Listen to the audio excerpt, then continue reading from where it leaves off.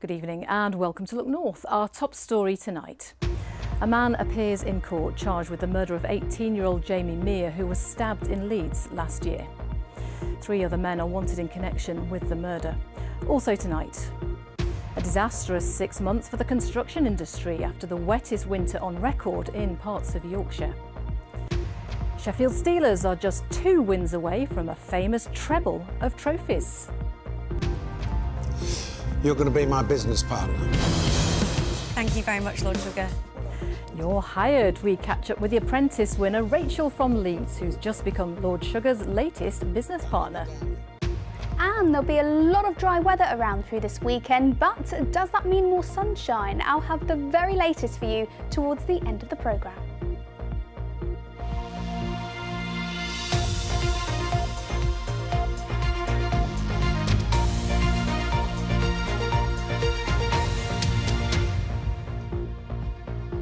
Hello and thank you for joining us this Friday evening.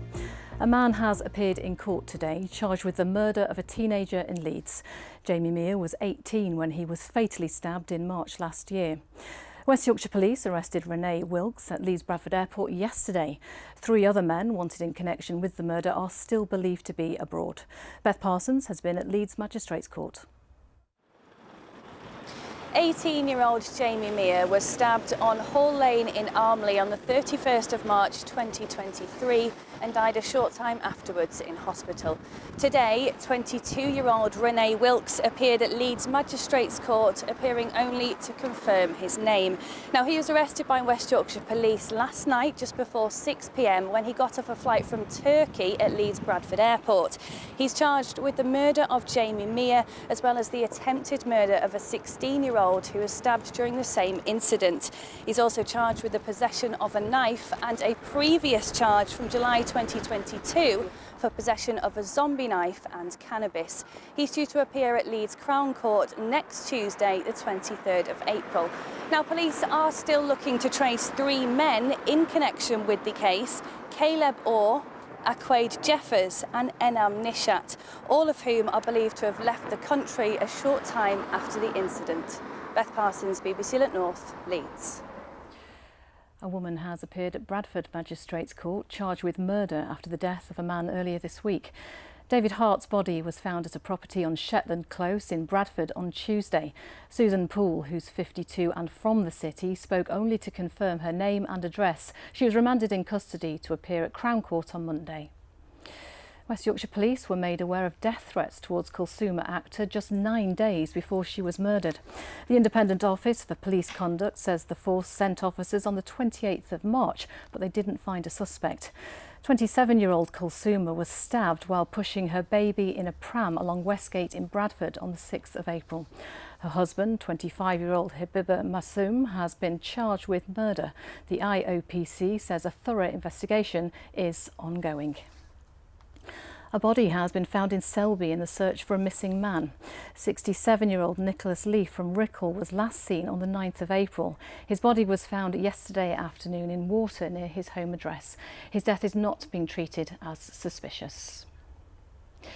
Parts of Yorkshire have seen the wettest winter on record. The persistent rain is leaving land waterlogged, and for some it's having a major impact on their livelihoods. Last week we heard from farmers in our region, and now we've been speaking to workers in the construction industry who say the wet weather is delaying jobs and they're losing money, as Heidi Tomlinson reports. This isn't an ordinary loft conversion. This scaffold tent is a builder trying to beat the constant downpours disrupting the construction industry. Well, as you can see, Heidi, this is the tent inside. There's loads of room in here. To say we're so high up, we feel protected. Absolutely. I mean, this really helps as well. It keeps the rain from blowing in, keeps his materials dry. Builder Steve Edwards went to these lengths at his latest project in Sutton in Craven to keep the roofers on track. It's been a disastrous 6 months attempting to work through one of the wettest periods on record. Last June, it started raining, hasn't stopped since. Every project we've done has taken so much longer to do. It's affected cash flow massively. We can't have maintenance for us, vans, tools. Even the lads are having to wear their existing uniforms that they've had for last year. They've got holes in them, and we've got to be careful what we spend. Waterproofing doesn't come cheap.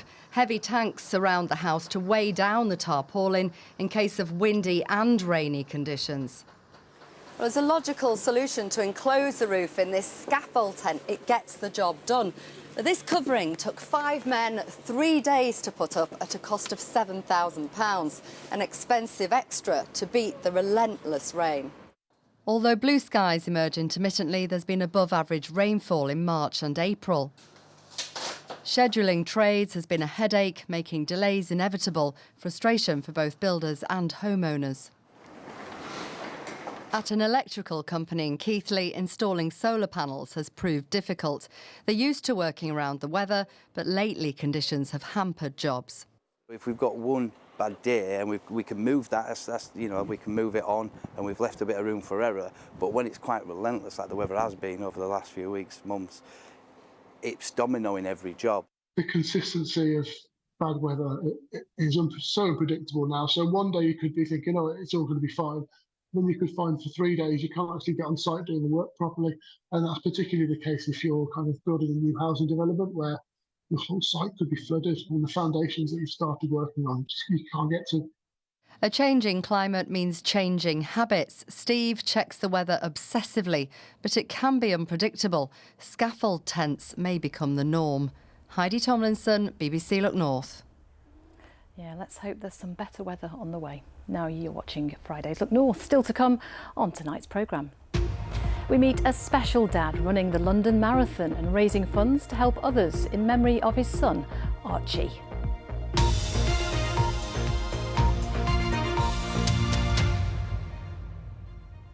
Now, there are just over 2 weeks until the polls open to elect new mayors and local councillors across Yorkshire. Research shows that young people are less likely to vote than older people. So could social media be one way of engaging those younger voters? Is convincing the TikTok generation essential for those on the path to power? Well, Lucy Ashton reports from Sheffield.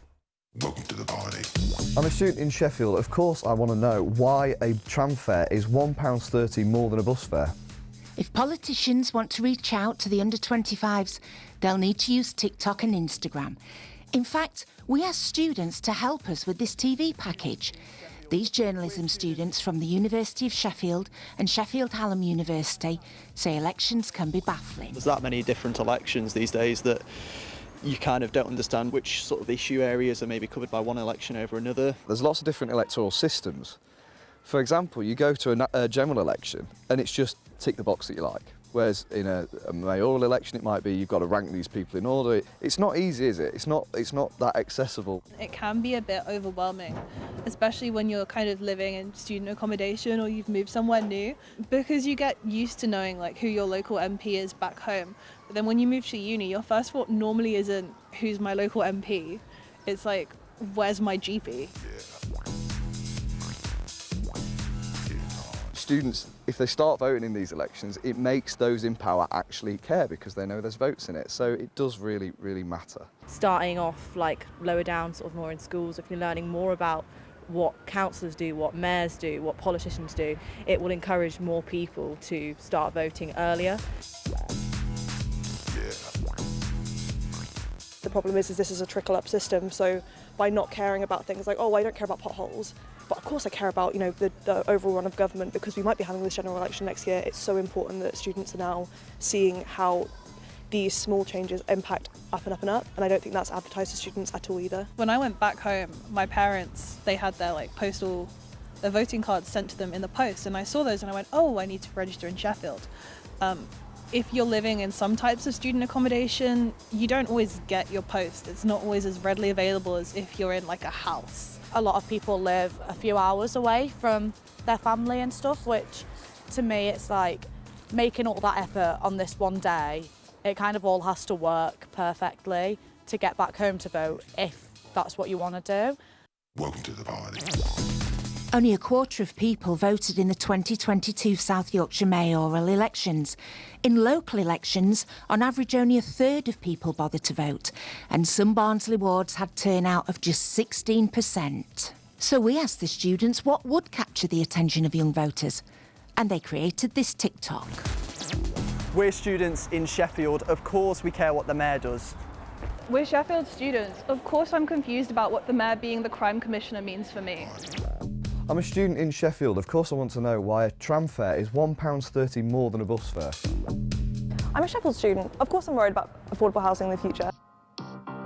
I'm a Sheffield student. Of course I'm concerned about road safety for cyclists. I'm a Sheffield student. Of course I'm annoyed that the tram prices have gone up so much.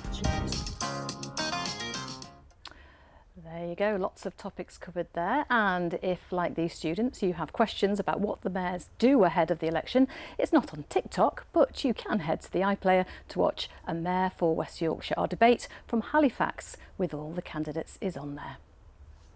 Now, there's disruption expected in the centre of York this weekend as work on York Station continues. Queen Street, Bridge and Station Road will close tonight and reopen on Monday morning, while building work is carried out to improve the station entrance. New plans have been released for a multi-million-pound hospice to be built in West Yorkshire. The £12 million project to transform Overgate Hospice in Halifax will go ahead once the final £3 million have been raised. The plans have been backed by the writer of Happy Valley, Sally Wainwright. Now, an unusual bird has escaped from a South Yorkshire theme park and it's winning the hearts of local residents. And here he is, the Pipping Gwaun. His enclosure at Gulliver's Valley was damaged in recent high winds and he got out. Pippin is now hopping about in Killamarsh of all places, visiting residents' gardens. In fact, they've renamed him Poppin because he keeps popping in.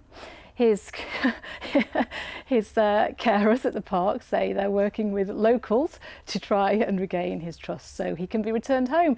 They're asking people not to scare him away while they do so. Sorry, that's tickled me, that story.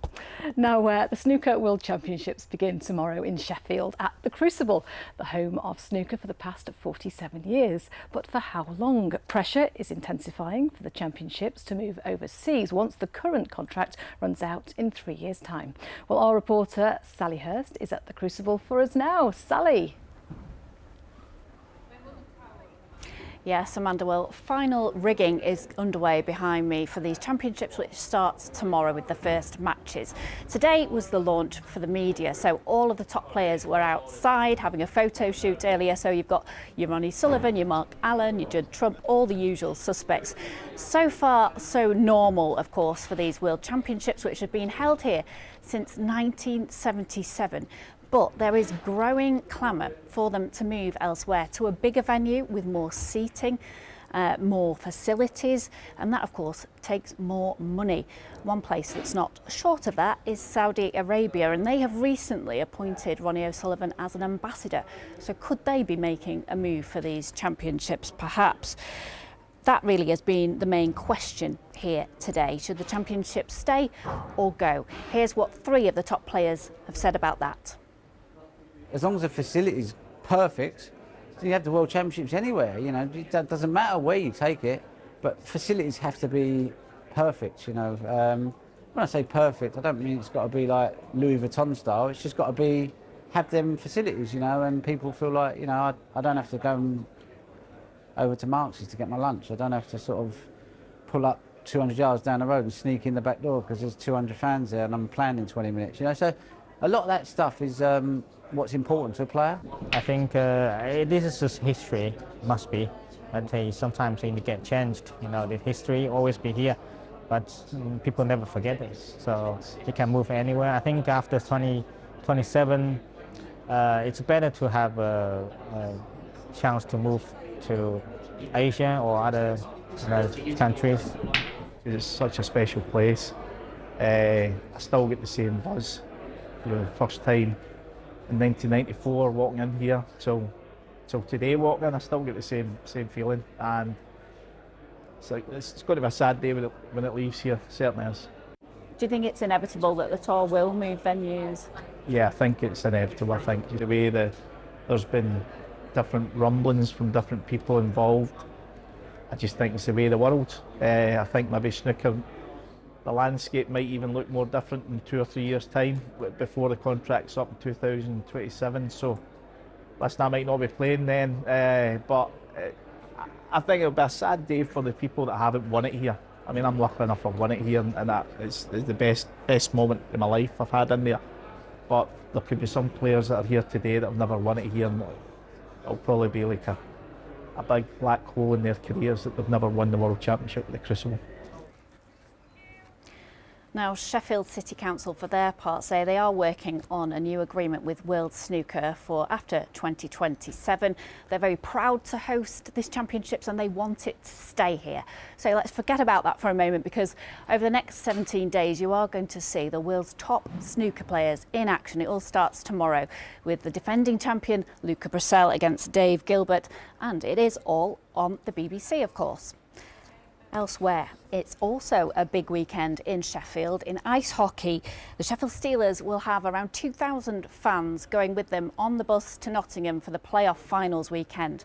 Now, the Steelers already have the league title and the Challenge Cup, and now they also have the chance to get that Grand Slam. And Paul Ogden has been with the squad for their final preparations.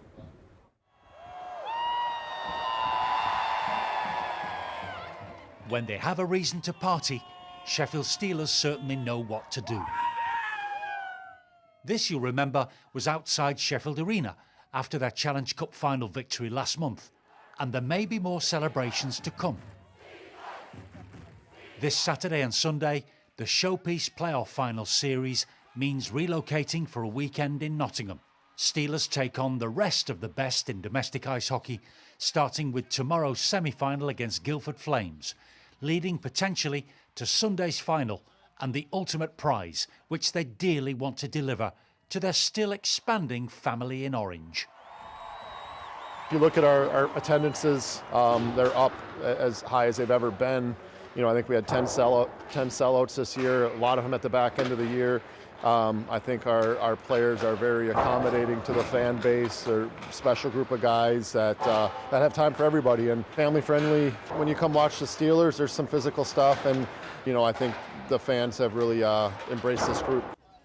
Any talk of a weekend playing in Nottingham and of Sheffield Steelers' recent past will always be mindful of the tragedy the Steelers and ice hockey fraternity generally have had to cope with. Nottingham Panthers' Adam Johnson was killed on the ice in an incident during a match last October against Sheffield Steelers. Something that we had to work through as a group, and I think it's probably built this group closer together. It's as close-knit group as I've ever seen.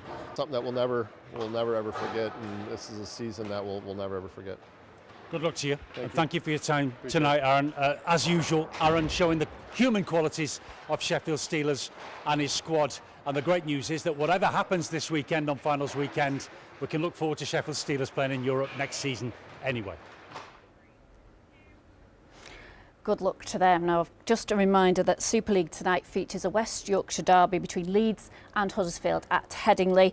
And then, of course, there's the football. In simple terms, for our teams in the Championship, nothing will be decided yet this weekend, up or down. But the playoff hopes of both Barnsley in League One and Doncaster Rovers in League Two now depend on their remaining matches in the final 8 days of the season.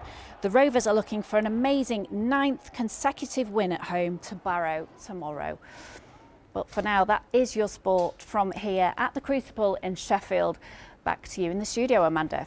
Yes, a busy weekend. Thank you very much, Sally. Now, last night we spoke to a woman from Leeds who had made it to the final of The Apprentice. Gym owner Rachel Walford was hoping to become Sir Alan Sugar's latest business partner. But how did she do? Was she hired or fired? Let's take a look.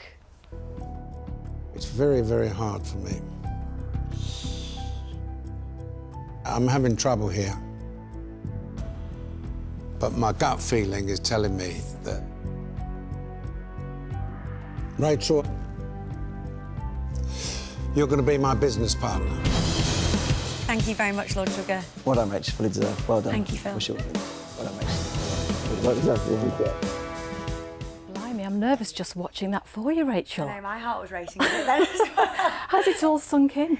Do you know what? I don't think it's quite sunk in just yet. You know, last night I did a viewing party with some friends, family, clients and staff, and like 90% of the room were not aware of what the result was. And I think I only really allowed myself to get emotional last night when I saw everybody else see how it all kind of ended. So, yeah, it's been a bit of a crazy 24 hours, really. I can imagine. Tell us a little bit about the process, the competition, as it were. What was it like being part of it?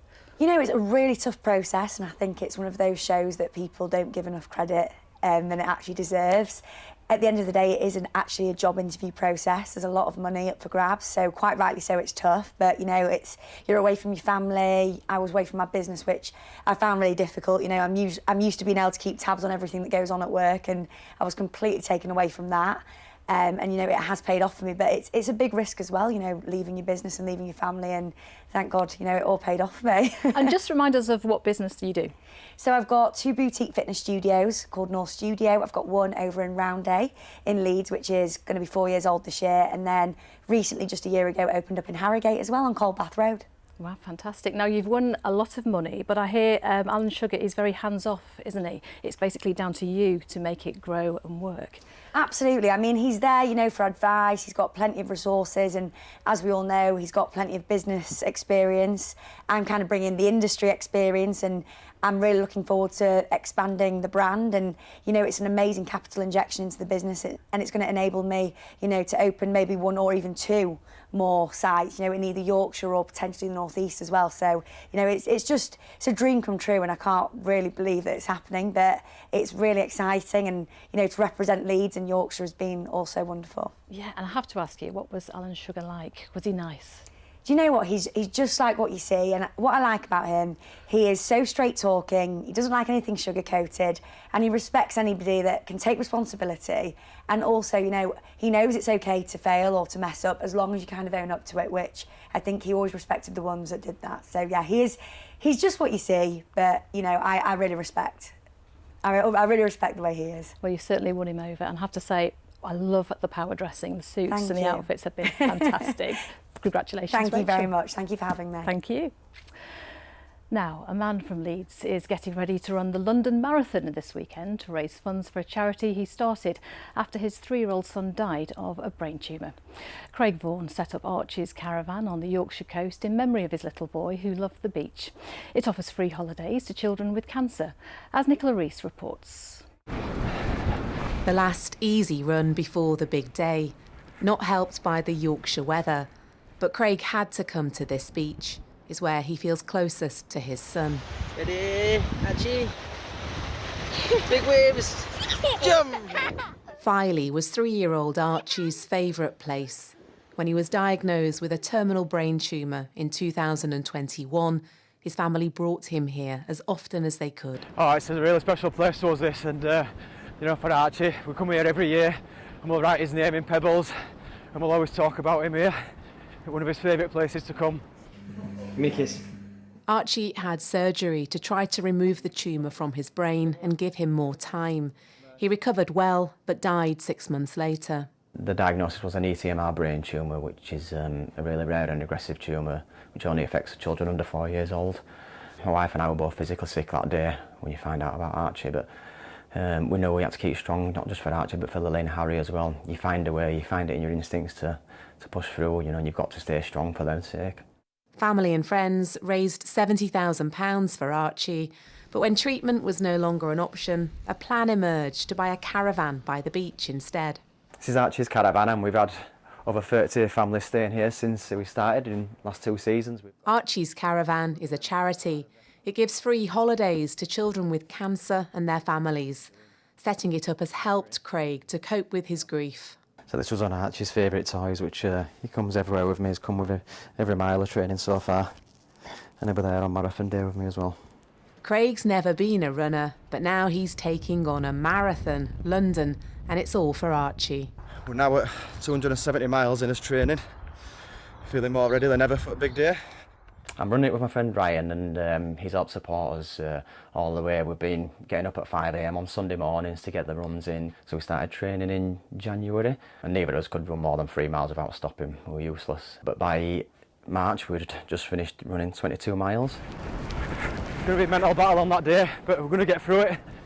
I think the motivation that we've got for Archie, for everyone else, is going to get us through the marathon day easily. There's some big ones in there. In the family videos, the love shines through.